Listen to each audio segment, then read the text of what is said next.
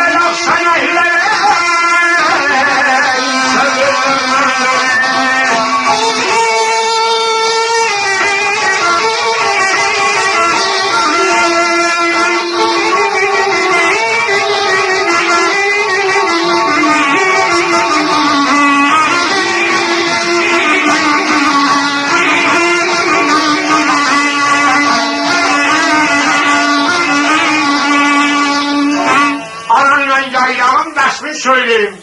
Yaylaq deyil, köy çəmənlər məndədir, qardaşım, xəcalata haciz eləməm. Dəstələri çeşmələrdə gəzirlər, ağ sənəklər, insəm ellər məndədir. Anam dedi, belə yekə-yekə danışırsan, sən arvatlarındayım. Mal sərməşi ayaqlamaqdan, tabanının zırığında cibrənkarım qırsaq, qızarım yıtırsınız. Bu səndə gəzənlərin hamısı mənim gözəllərimdir, özü artıq sənindir. Çoxlan, amma...